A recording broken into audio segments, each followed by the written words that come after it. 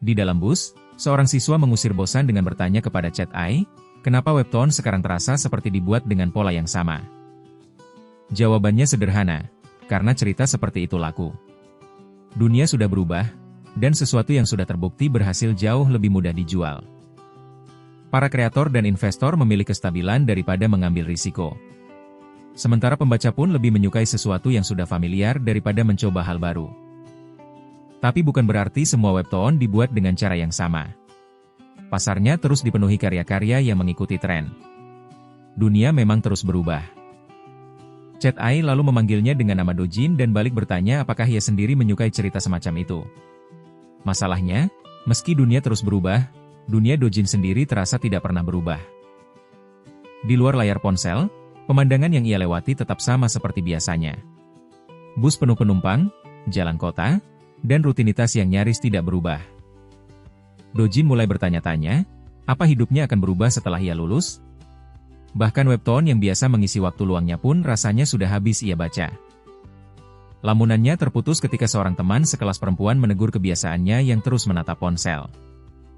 Dojin spontan menyebut nama depannya, Yui. Gadis itu justru heran karena Dojin ternyata tahu siapa dirinya. Ia adalah Yui Han, teman sekelas yang hampir selalu dikelilingi orang. Kehadirannya sangat bertolak belakang dengan Dojin yang lebih suka menyendiri. Dojin juga pernah mendengar bahwa Yui cukup terkenal di media sosial. Popularitas itu membuatnya semakin bingung mengapa gadis tersebut repot-repot mengajaknya bicara. Yui memang sangat cantik dan terkenal. Masalahnya, Dojin sendiri nyaris tidak memakai media sosial. Jadi dunia tempat Yui dikenal banyak orang memang tidak terlalu ia ikuti. Karena tidak pandai berbasa-basi, Dojin langsung bertanya kenapa Yui bicara dengannya. Yui kesal pada pilihan katanya dan hampir membatalkan maksudnya. Yui mengingatkan bahwa mereka satu kelas, lalu mengangkat ponselnya. Sesaat Dojin mengira ia akan dimintai nomor telepon. Ternyata Yui hanya mencari power bank. Harapan singkat yang sempat muncul di kepala Dojin ternyata tidak sesuai. Dojin menjawab bahwa ia tidak punya. Percakapan singkat itu saja sudah terasa sesak baginya karena ia tidak terbiasa menghadapi orang seaktif Yui.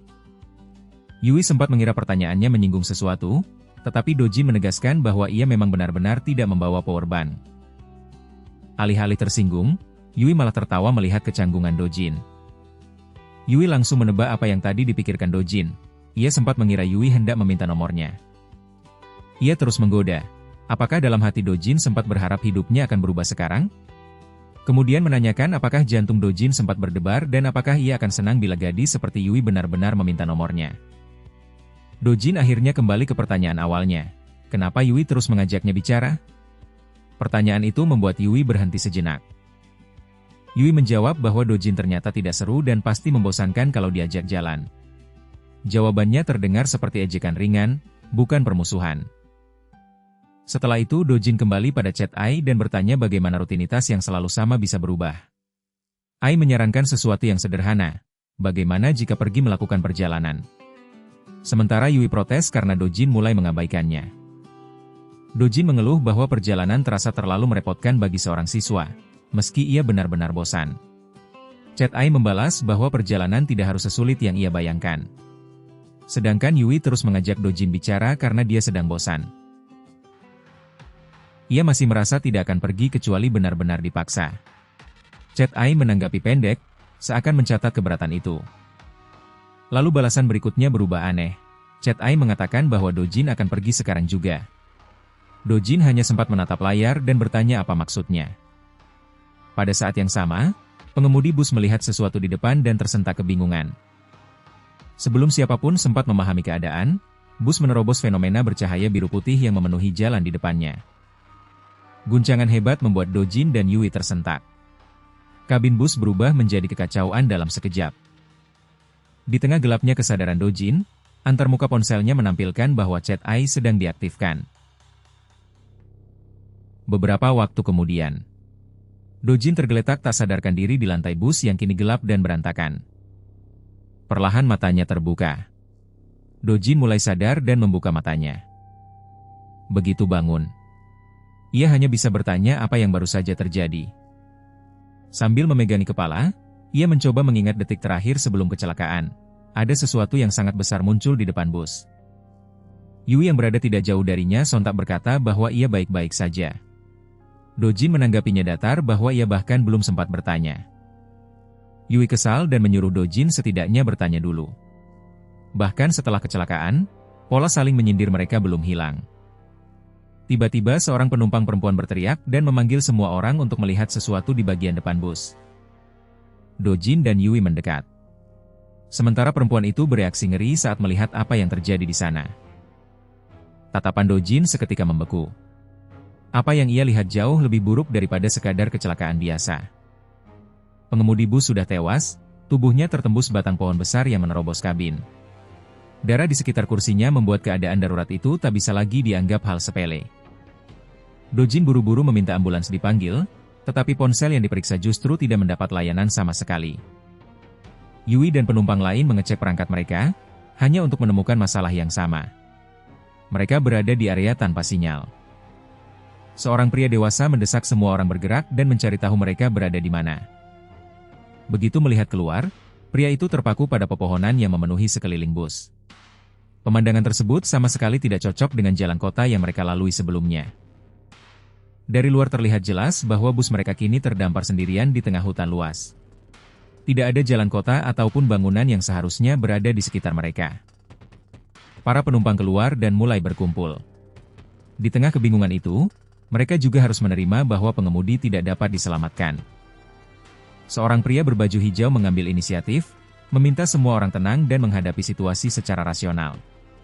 Ia ingin mereka lebih dulu menilai apa yang benar-benar terjadi. Ia kemudian merangkum hal yang mereka semua ingat, bus masih berada di tengah kota, lalu terjadi kecelakaan, dan setelah sadar mereka sudah berada di tempat ini. Kemudian pria itu menanyakan apakah ada yang bisa menghubungi bantuan.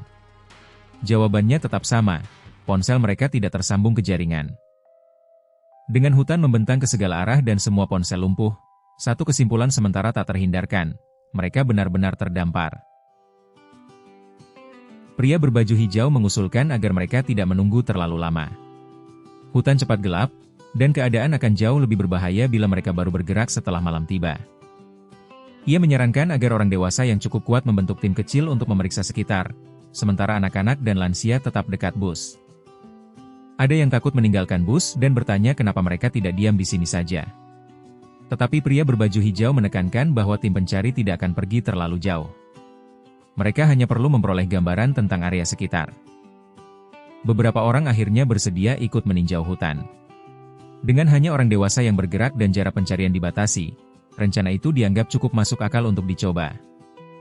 Pria berbaju hijau mengambil alih koordinasi dan memerintahkan semua yang tinggal di bus untuk tidak berkeliaran sampai timnya kembali. Yui kagum karena pria itu bisa tetap tenang. Sementara Dojin hanya menanggapi pendek, masih belum yakin dengan keadaan mereka. Dojin berharap mereka kembali bersama tim penyelamat. Dojin lalu memastikan Yui benar-benar tidak cedera, mengingat kepala mereka sempat terbentur keras saat bus terguncang. Yui menjawab santai bahwa kepalanya keras seperti batu dan ia baik-baik saja. Dojin pun tampak sedikit lega. Suasana itu terpotong oleh umpatan dari siswa lain di dekat mereka. Yui menoleh ke sumber suara. Seorang siswa pirang bertato mengumpat karena ponselnya tidak berfungsi. Sementara siswi berambut bob di sampingnya meminta ia lebih tenang. Dojin bertanya apakah Yui mengenal mereka. Yui heran Dojin tidak tahu, karena keduanya berada di bus yang sama dan cukup mencolok di sekolah. Siswa bertato itu adalah Geonwo Kang. Ia terkenal di sekolah, dengan rumor bahwa ia bahkan melakukan pekerjaan ilegal bersama kelompok gangster. Siswi di sampingnya adalah Lia Yun, murid teladan dengan nilai bagus dan reputasi yang jauh lebih bersih. Kontras keduanya langsung terlihat. Saat Dojin dan Yui masih membicarakan mereka, sebuah teguran membuat keduanya menoleh. Geonwo rupanya menyadari perhatian itu. Geonwo datang dengan nada kasar dan menanyakan kenapa mereka terus melihatnya. Lia segera mencoba menahan agar situasi tidak membesar. Dojin menanggapi dengan datar, sementara Yui tidak menunjukkan rasa takut pada temperamen Geonwo. Sikap santai mereka justru membuat suasana makin mudah tersulut. Geonwo menantang Dojin dengan kasar dan menuntut apakah ia tahu siapa yang sedang dihadapinya. Dojin justru bertanya datar apakah Geonwo seorang selebritas. Jawaban yang sama sekali tidak gentar itu membuat Geonwo kehilangan ritme sesaat. Sesaat kemudian wajah Geonwo kembali mengeras. Tatapannya menunjukkan bahwa candaan Dojin sama sekali tidak meredakan amarahnya. Lia memanggil nama lengkap Geonwo dan memaksanya berhenti. Setelah menggerutu, Geonwo akhirnya mundur untuk sementara. Begitu suasana sedikit tenang, Yui malah mengatakan Dojin ternyata cukup lucu. Dojin sendiri tidak mengerti bagian mana yang ia anggap lucu. Yui mengeluhkan temperamen Geonwo dan heran mengapa Lia mau terus menemaninya. Dojin hanya menjawab santai, mungkin dia bad mood karena sinyal tidak bisa digunakan. Jawab itu membuat Yui mempertanyakan sebenarnya Dojin memihak siapa. Dojin kembali mengecek ponselnya. Statusnya masih tanpa layanan, dan ia bertanya-tanya seberapa terpencil hutan ini sampai tidak ada jaringan sama sekali. Lalu matanya menangkap sesuatu pada layar yang seharusnya tidak mungkin terjadi. Ekspresinya langsung berubah. Yui menyadari perubahan itu dan ikut mendekat, menanyakan kenapa Dojin tiba-tiba begitu serius. Dojin menatap indikator tanpa layanan sambil memastikan sekali lagi bahwa ponselnya memang tidak tersambung ke jaringan. Namun chat AI di ponselnya justru aktif dan menanyakan apakah ia membutuhkan bantuan. Dojin sadar ada sesuatu yang tidak wajar, aplikasi itu bekerja meski jaringan mati. Sementara itu, jauh dari bus, tim pencari membuat tanda pada batang pohon agar jalur yang mereka lewati bisa dikenali saat kembali. Seorang anggota menanyakan tindakan itu, dan pria berbaju hijau menjelaskan bahwa ia sedang menandai rute supaya mereka tidak tersesat. Ia mengingatkan bahwa berkeliaran di hutan sangat beresiko tersesat, terlebih ketika malam turun. Tanda sederhana seperti ini bisa menjadi satu-satunya petunjuk untuk kembali. Salah satu rekannya kagum pada pengetahuannya. Pria itu menjelaskan bahwa pengalamannya berasal dari masa dinas militer yang keras. Ia pernah bertugas di pasukan khusus. Keterampilan yang dulu diperoleh di militer ternyata menjadi bekal paling berguna dalam situasi aneh hari ini. Meski medan ini asing, ia tetap yakin mereka akan diselamatkan. Ia bahkan memikirkan pacarnya yang pasti sedang menunggu dan mencemaskannya. Namun semakin jauh berjalan, ia mengakui dalam hati bahwa jurang dan bentuk medan di tempat ini sama sekali tidak familiar, bahkan dibanding tempat-tempat yang pernah ia datangi. Karena tidak punya jawaban lain, tim hanya bisa terus maju. Pria itu berpegang pada harapan bahwa tim pencarian di luar sana pasti sedang mencari bus mereka. Salah satu anggota mengeluhkan betapa buruknya nasib mereka sampai mengalami kecelakaan seperti ini. Pemimpin tim mengakui ia merasakan hal yang sama. Langkah mereka mendadak berhenti ketika pria berbaju hijau melihat sesuatu di depan. Nada bicaranya berubah waspada. Ia memberi isyarat bahwa ada sesuatu di sana, dan anggota lain mengikuti arah pandangannya. Di antara rerumputan muncul sesuatu yang tampak seperti kepala manusia. Tim pencari bernafas lega karena mereka menemukan seseorang. Waktu berlalu hingga malam. Bulan menggantung di atas hutan, sementara para penumpang bertahan di sekitar bus yang rusak. Di dalam bus, Yui beristirahat di antara penumpang lain yang menunggu dalam gelap. Geonwo dan Lia juga tetap berada di dalam bus. Tidak ada tanda bahwa tim pencari sudah kembali. Dojin kembali membuka chat AI dan merangkum situasi. Bus mereka mengalami kecelakaan dan kini terdampar di hutan. Ia menjelaskan bahwa ponsel menunjukkan area tanpa layanan dan menanyakan apakah ada cara menghubungi bantuan dari sini. Chat AI menjawab bahwa ia tidak bisa melakukan panggilan bantuan, tetapi menawarkan panduan bertahan hidup untuk situasi terdampar. Dojin mengesampingkan panduan itu dan menanyakan hal yang lebih mendasar, mengapa chat AI bisa bekerja ketika ponselnya sendiri tidak mendapat layanan. Jawaban chat AI sama sekali tidak biasa. Aplikasi itu dapat berfungsi karena mana mengalir di tempat ini. Dojin terpaku pada kata yang terdengar mustahil tersebut. AI kemudian menyebut nama tempat mereka berada, Benua Karman. Bagi Dojin, nama itu sama asingnya dengan penjelasan tentang mana. Ketika Dojin bertanya apa itu Benua Karman, chat AI menjelaskannya secara sederhana sebagai benua di dunia lain tempat mana mengalir. Dojin hanya bisa duduk terpaku. Penjelasan tentang dunia lain terlalu besar untuk langsung ia terima sebagai kenyataan. Ia mengulang istilah itu dalam pikirannya, benua Karman, dunia lain, dan mana. Semua itu bertabrakan dengan realitas yang ia kenal beberapa jam sebelumnya. Yui berdeham, Dojin langsung menoleh ke arah Yui. Dojin langsung menanyakan apa yang mau dia lakukan. Yui menjawab dia ingin pergi keluar. Dojin langsung bingung kenapa dia harus keluar. Yui memberi alasan sederhana, ia mau ke toilet.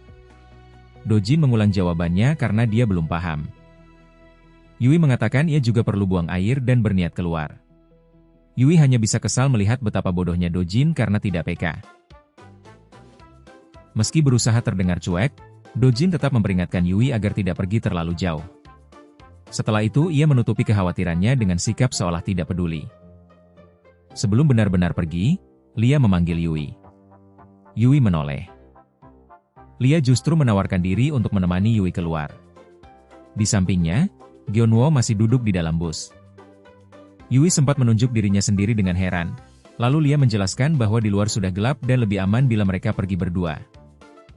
Yui langsung menyalakan kamera dan berfoto bersama Lia. Dia seolah menunjukkan kepadanya kalau di tengah kegelapan dia mempunyai sumber penerangan. Setelah melihat hasil foto, Yui malah menawarkan untuk saling mengikuti di Instagram.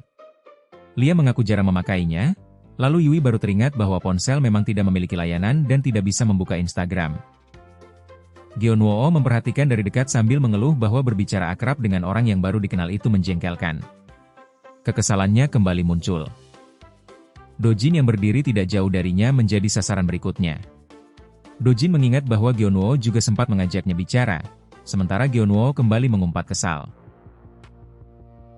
Gyeonwoo bangkit dan menekan Dojin dengan ancaman kasar, seolah pertengkaran mereka akan benar-benar berubah menjadi perkelahian.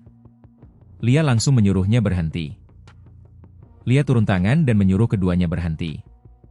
Ia kesal karena dalam kondisi seperti ini mereka masih saja mencari masalah satu sama lain. Yui hanya mendengus heran. Sebelum keluar, Yui baru merasakan betapa pekatnya malam di hutan. Ia meraba ponselnya untuk mencari fungsi senter. Yui menyalakan senter ponsel, menciptakan satu-satunya sorot cahaya terang di sekelilingnya. Begitu sorot itu diarahkan ke depan, cahaya jatuh pada wajah pria berbaju hijau, pemimpin tim pencari yang sejak sore belum kembali. Yui menjerit. Penumpang di dalam bus ikut terkejut. Yui berteriak menanyakan sosok itu dengan heran karena diam saja. Gyeonwoo juga melihatnya dan mengira pemimpin tim pencari sudah pulang. Yui meneriaki pria itu agar masuk saja dan berhenti menakut-nakuti orang. Dojin memastikan apa yang ia dengar, dan Yui menjawab bahwa pria itu memang tampak sudah kembali. Untuk sesaat, kelompok masih menganggap keadaan ini sebagai kepulangan tim pencari. Yui kembali mengarahkan cahaya dan menyuruh yang lain melihat lebih jelas. Wajah yang mirip pria berbaju hijau itu berubah menjadi pemandangan mengerikan. Senyumnya terlalu lebar, kulitnya tampak tidak normal, dan matanya menghitam. Dojin dan Yui membeku melihat perubahan itu. Tidak ada lagi candaan atau rasa lega, keduanya sadar ada ancaman tepat di depan bus. Para penumpang ikut menatap ke arah jendela dalam ketegangan. Sosok berkepala manusia itu bergerak mendekati bus sebelum siapapun sempat memahami bentuk tubuhnya. Tubuh sebenarnya akhirnya terlihat, makhluk besar menyerupai ngengat dengan sayap lebar dan anggota tubuh tajam, sementara sebuah kepala manusia menempel di bagian atasnya. Makhluk itu langsung menerjang bus. Serangannya menghantam area jendela dengan keras. Kepala manusia yang menempel pada tubuh makhluk itu ikut membentur kaca. Monster itu berusaha memasuki bus. Makhluk itu terus memaksa masuk, memecahkan lebih banyak kaca dan membuat perlindungan tipis para penumpang runtuh. Dengan sayap dan tubuh besarnya, makhluk itu terus mencoba memecah kaca. Para penumpang kini terjebak pada jarak yang sangat dekat dengannya. Dojin, Yui, Gyeonwoo, dan Lia terpaku di balik kaca yang mulai hancur. Mereka baru saja berhadapan dengan sesuatu yang sama sekali tidak masuk dalam logika dunia mereka. Saat Dojin menghadapi makhluk itu, Chat Ai akhirnya memberi identifikasi resmi. Chonchon, monster tipe ngengat. Chat Ai menjelaskan bahwa Chonchon terlahir tanpa kepala. Agar bisa bertahan hidup, makhluk ini harus memperoleh sebuah kepala untuk dirinya. Manusia adalah kepala yang paling disukainya. Setelah memburu seseorang, Chonchon memakai kepala korbannya dan kemudian akan mencari kepala lain untuk menggantikannya. Setelah ringkasan singkat itu, Chat Ai kembali memanggil Dojin secara langsung. Informasi yang baru saja diberikan membuat sosok berkepala manusia di depan mereka jauh lebih mengerikan. Ai mengakui bahwa serangan monster bisa datang tiba-tiba. Di hadapan Dojin, kekacauan dan darah membuktikan bahwa ancaman di benua Karman bukan sekadar teori. Chat Ai mengatakan bahwa wajar bila Dojin kesulitan beradaptasi dengan keadaan seperti ini. Tidak ada waktu baginya untuk memproses dunia baru dengan tenang. Namun Ai juga menyatakan satu hal penting. Ia bisa membantu Dojin bertahan hidup di tempat ini. Chat Ai lalu meminta jawaban Dojin. Apakah ia mau menerima bantuan itu? Dojin tidak punya waktu untuk menjawab dengan tenang. Ia langsung berteriak agar semua orang mematikan cahaya. Sementara Chat Ai menawarkan untuk memberitahunya cara lolos dari Chon-Chon. Sambil gemetar, Yui buru-buru mengikuti instruksi untuk mematikan sumber cahaya, tetapi ucapannya terpotong sebelum selesai. Sebelum para penumpang sempat menenangkan diri, Chon-Chon berhasil memecah kaca dan menerjang masuk, membuat bagian dalam bus kacau. Salah seorang penumpang terseret ke tengah kekacauan, dan jeritannya menegaskan bahwa Chon-Chon sudah siap menerkamnya dari jarak sangat dekat. Chon-Chon lain juga kemudian menekan wanita lain ke tubuhnya. Wanita hanya mampu menjerit ketika makhluk itu mendekatkan kepala manusianya. Dalam sekejap rahang mengerikan di tubuh Chon-Chon terbuka tepat di hadapannya. Ia mencoba menahan salah satu anggota tubuh Chon-Chon dan berusaha mendorongnya menjauh sebelum diterkam. Perlawanan itu berubah brutal. Tubuh Chon-Chon merobek leher itu dan menarik kepalanya untuk dimakan. Dojin dan Yui menatap ke arah keributan, sama-sama menyadari bahwa keadaan di dalam bus sudah sepenuhnya lepas kendali. Salah satu kepala manusia yang menempel pada Chon-Chon dengan mata terbuka, memperlihatkan akibat mengerikan dari serangan barusan. Dojin segera mengambil keputusan paling sederhana. Ia berteriak untuk lari. Mereka harus keluar dari bus sekarang juga. Lia masih terpukul dan tidak memahami apa yang terjadi, tetapi tidak ada waktu untuk mencari penjelasan di tengah serangan. Chon-Chon menyambar Lia dari belakang dan hampir menghentikan pelarian sebelum benar-benar dimulai. Lia membeku ketakutan dan hanya sempat menyangkal apa yang dilihatnya ketika ancaman itu sudah berada tepat di depan mata. Gyeonwoo Kang menerobos masuk dan menghantam Chon-Chon keras-keras untuk menjauhkan monster itu dari Lia. Ia menggunakan palu darurat yang ada di dinding bus untuk menghantam Chon-Chon. Chon-Chon jatuh menghantam lantai karena serangan Gyeonwoo barusan. Lia masih terisak, tetapi Gyeonwoo memaksanya berhenti panik dan tetap bergerak.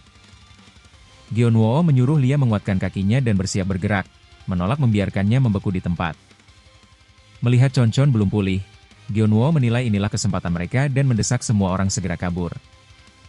Gyeonwoo juga melihat para Chon-Chon sedang kehilangan orientasi dan sibuk dengan yang lain. Menunda 1 detik lagi berarti memberi mereka kesempatan memburu kembali. Dojin memimpin para penyintas berlari meninggalkan bus dan masuk ke hutan sebelum Chon-Chon kembali mengejar. Begitu jarak terasa cukup, Lia menahan tangis dan napasnya yang kacau. Gyeonwoo menanyakan keadaan Lia, lalu kembali memarahinya karena terus terengah-engah seolah mereka sedang berada di situasi biasa. Seorang pria bertubuh besar akhirnya meledak marah dan menuntut penjelasan tentang monster yang baru saja menyerang mereka. Ia terus mempertanyakan makhluk di belakang mereka, tetapi Yui mengingatkan agar suaranya diturunkan. Yui menegaskan risikonya. Jika monster mendengar mereka dan kembali, orang yang berteriak harus menanggung akibatnya. Pria itu tersinggung karena merasa dibentak anak muda, tetapi perdebatan tak mengubah keadaan mereka. Gyeonwoo menyela dengan panggilan mengejek, memperbesar ketegangan meski kelompok baru saja lolos dari maut. Di tengah keributan itu, Dojin justru terus membaca ponselnya. Gyeonwoo menganggapnya tidak tahu situasi. Chat Ai memastikan mereka memang berhasil meloloskan diri dari Chon-Chon dan lebih dulu menanyakan apakah Dojin terluka. Peringatannya lebih penting daripada ucapan selamat. Chon-Chon dapat melacak aroma apapun yang berasal dari manusia, jadi luka berdarah sangat berbahaya. Dojin langsung menghubungkan informasi itu dengan rokok Gyeonwoo dan memperingatkannya agar menjaga bau yang mereka tinggalkan. Dojin menyuruh Gyeonwoo mematikan rokoknya. Menurutnya, tidak ada gunanya menantang risiko ketika kepala mereka bisa menjadi sasaran berikutnya. Nada Dojin membuat ancamannya jelas. Kalau Gyeonwoo ingin keras kepala, ia bisa menjadi orang pertama yang kehilangan kepala. Gyeonwoo menatap balik dengan marah, jelas tidak terbiasa menerima perintah dari Dojin. Seorang pria berkacamata buru-buru menengahi. Ia menyuruh Gyeonwoo mematikan rokok karena masuk akal bila monster memang dapat mengikuti jejak mereka. Pria bertubuh besar masih kesal, tetapi Yui mengakui semua orang sudah berada di ujung saraf dan sama-sama tidak memahami situasinya. Beberapa penumpang mengingatkan bahwa mereka dilempar ke tempat asing lalu diserang ketika hanya menunggu pertolongan. Kebingungan mereka memang wajar. Pria berkacamata meminta semua orang berhenti bertengkar dan bekerja sama agar bisa bertahan menghadapi apapun berikutnya. Sebagian penumpang menyetujui seruan itu. Untuk sesaat, Kepanikan berubah menjadi keputusan bersama untuk tetap tenang. Kesepakatan itu hanya bertahan sesaat. Seekor concon muncul di depan mereka di bawah cahaya bulan. Lalu yang lain ikut mengepung mereka. Jumlah concon kini lebih banyak daripada sebelumnya. Pria berkacamata tetap mencoba menahan kepanikan dan mengatakan mereka belum kalah. Ia menyuruh semua orang merunduk dan masuk ke hutan yang lebih lebat karena makhluk itu sebelumnya tidak tampak terlalu cepat. Rencana itu nyaris terlambat. Salah satu concon sudah melesat tepat ke arah pria berkacamata. Pria berkacamata baru sempat menoleh ketika serangan itu sudah berada sangat dekat. Kecepatan concon membuatnya membeku. Strategi melarikan diri tidak lagi terlihat cukup. Sesaat sebelum serangan mengenai sasarannya, sebuah pukulan melayang dari sisi lain menghantam masuk. Makhluk humanoid hijau bertubuh besar memukul concon dengan kekuatan kasar, mematahkan momentum serangannya. Kepala itu jatuh. Makhluk hijau itu mengaum sambil mengangkat senjata berdarah, lalu mengalihkan amarahnya kepada monster-monster lain. Humanoid hijau lain menebas concon yang tersisa tanpa ragu, seolah pertarungan semacam ini bukan hal asing baginya. Pertarungan semakin liar ketika satu makhluk hijau menusukkan senjatanya ke tubuh concon yang terbang di atas. Para penyintas hanya bisa terdiam menyaksikan makhluk-makhluk hijau itu mengambil alih pertempuran. Pria berkacamata memandangi adegan itu dengan keterkejutan penuh, tidak tahu apakah kedatangan mereka berarti keselamatan atau bahaya baru. Salah satu korban concon tergeletak di tanah di tengah keheningan sesudah bentrokan. Dua makhluk hijau berdiri di antara bangkai concon. Mereka menang, tetapi tatapan mereka mulai beralih kepada para manusia. Pria berkacamata mengira mereka mungkin telah diselamatkan, walau dirinya sendiri belum yakin apa yang sedang terjadi. Namun percakapan makhluk hijau menunjukkan hal berbeda. Mereka melihat manusia sebagai pihak yang baru saja diserang concon. Mereka menilai para penyintas tidak bersenjata, beberapa terluka, dan tidak tampak berbahaya. Kesimpulan itu bukan belas kasihan. Salah satu makhluk hijau langsung menyerang, yakin manusia semacam ini akan mudah dibunuh. Pemimpin lapangan mereka menolak berunding dengan manusia sama sekali. Geonwoo segera berdiri di depan Yui dan yang lain. Humanoid hijau memperingatkan bahwa manusia-manusia ini bahkan mungkin memakai sihir. Dari sisi makhluk hijau, para manusia justru dianggap bodoh karena masuk begitu jauh ke hutan tanpa senjata. Geonwoo menyadari mereka tidak punya pilihan bagus. Melawan makhluk sebesar itu tanpa senjata hampir mustahil. Salah satu makhluk hijau mengangkat senjatanya untuk menghabisi mereka, seolah keputusan sudah dibuat. Sebelum ayunan itu diteruskan, sebuah suara panggilan membuat sang penyerang berhenti. Doji maju dengan ponsel di tangan dan mengucapkan kalimat dalam bahasa mereka. Ia ingin berbicara. Dua makhluk hijau itu sama-sama terkejut. Seorang manusia baru saja berbicara dalam bahasa yang dapat mereka pahami. Yui dan Lia juga terpaku. Mereka tidak mengerti sejak kapan Dojin mampu berbicara dengan makhluk asing. Ai mempertahankan nada hormat dan meminta para pejuang itu menurunkan senjata agar mereka bisa berbicara. Situasi kemudian bergeser ke perkemahan mereka, tempat tenda, api unggun, peti, dan perlengkapan menunjukkan adanya kelompok terorganisir di hutan. Seorang pejuang bertubuh besar memandang hasil bentrokan sebelumnya sebagai sesuatu yang memalukan. Beberapa pejuang yang terluka mengaku malu karena pasukan mereka sampai dikalahkan seperti itu dan takut menghadap kepala suku. Percakapan mereka lalu menyinggung sebuah awakening trait yang diperoleh melalui pengorbanan para pejuang dan harus dijaga. Mereka menegaskan barang itu akan dibawa dengan aman kepada kepala suku. Bagi suku itu, awakening trait adalah benda penting yang lahir dari pengorbanan pejuang dan harus sampai ke tangan Great Chief. Sementara itu Dojin, Yui, dan para penyintas duduk sebagai pihak yang diawasi. Para penjaga memperingatkan agar manusia licik tidak menyentuh barang tersebut. Para penjaga masih tidak percaya seorang manusia bisa menggunakan bahasa mereka, tetapi kesaksian tentang Dojin mulai menyebar. Mereka menyebut bahasa itu sebagai Orcis. Manusia yang mampu berbicara Orcis dianggap sangat langka, bahkan penampilan Dojin membuat mereka menduga ia mungkin bangsawan manusia. Yui berbisik menanyakan apakah ponsel Dojin memiliki aplikasi penerjemah. Dojin hanya menjawab bahwa ia akan menjelaskannya nanti. Yui kemudian mengkhawatirkan satu hal lain, jika ponsel Dojin mati, apakah mereka tidak bisa berbicara dengan penduduk lokal lagi? Di antara para penjaga sendiri, keputusan akhir dianggap bukan wewenang mereka. Mereka menyebut manusia sebagai musuh abadi para orc dan mengatakan seseorang yang lebih tinggi akan memutuskan nasib tawanan. Orang yang ditunggu akhirnya datang. Wakil Kepala Targon, orc besar bersenjata kapak. Targon berhenti tepat di depan Dojin dan menilai manusia yang dianggap mampu menggunakan bahasa mereka. Ia menanyakan langsung apakah benar Dojin dapat berbicara dalam bahasa para pejuang orc. Dojin menahan tatapan Targon, tetapi tekanan dari kapak dan tubuh raksasa di depannya membuat setiap jawaban terasa berisiko. Ketika Dojin tidak segera menjawab, Targon menganggap laporan tentang kemampuannya mungkin bohong dan mulai mengangkat kapak. Kapak itu terangkat tinggi di atas Dojin. Negosiasi tinggal selangkah dari kegagalan. Dalam keadaan terdesak, Dojin memilih satu perintah, Synchronization. Chat Ai menjelaskan bahwa sinkronisasi berarti Dojin dan Ai akan berbagi pikiran secara langsung. Dengan mana yang mengalir di Karman kontinen, komunikasi itu bahkan bisa berlangsung tanpa memakai ponsel. Bagi Chat Ai, manfaatnya langsung berkaitan dengan survival. Dojin tidak perlu lagi bergantung pada ponsel untuk meminta bantuan. Dojin melihat baterai ponselnya hampir habis. Jika ingin terus mendapat bantuan Chat Ai, ia memang tidak punya banyak pilihan. Chat Ai memanggil nama lengkapnya, Dojin Cha, tepat sebelum proses dimulai. Dojin menyetujui perintah itu. Chat Ai mengonfirmasi dan memulai sinkronisasi.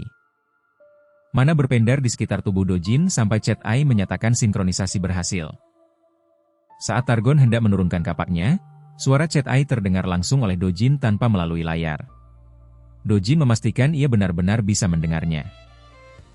Ketika Chat Ai menawarkan bantuan, Dojin hanya membutuhkan satu hal terlebih dahulu, bahasa. Chat Ai memberinya bentuk sapaan yang tepat, dan Dojin menyambut Targon dalam bahasa yang dipahami orc. Dojin meminta Chat Ai mengajarinya bahasa ras itu, lalu membuka pembicaraan dengan penghormatan kepada Targon sebagai pejuang besar. Ia menyatakan ingin berbicara dan meminta Targon menurunkan senjatanya agar percakapan bisa berlangsung. Jawaban Targon tetap berupa kekerasan. Ia menghantam seseorang di sebelah Dojin sampai darah menyembur, menunjukkan bahwa bahasa yang benar belum berarti keselamatan. Targon menegaskan hal itu sendiri, mengetahui bahasa mereka tidak membuat seorang manusia berhak hidup. Kemudian ia mengalihkan kapaknya kepada Yui dan menyatakan perempuan itu akan menjadi berikutnya. Kebohongan tidak akan menyelamatkan siapapun. Targon menuntut jawaban sebenarnya. Siapa mereka? Para manusia yang tiba-tiba muncul di wilayah ini? Di dalam pikirannya, Chat Ai menegaskan bahwa mereka adalah orc, ras yang membenci manusia lebih daripada siapapun. Namun Ai juga melihat celah. Jika Dojin memahami cara orc bertindak, krisis ini masih bisa dibalik. Chat Ai menanyakan keputusan Dojin. Pilihan berikutnya akan menentukan nasib Yui dan seluruh kelompok. Targon akhirnya memberi Dojin satu kesempatan untuk bicara. Pada saat yang sama, Chat Ai menawarkan menjelaskan cara menyelamatkan Yui.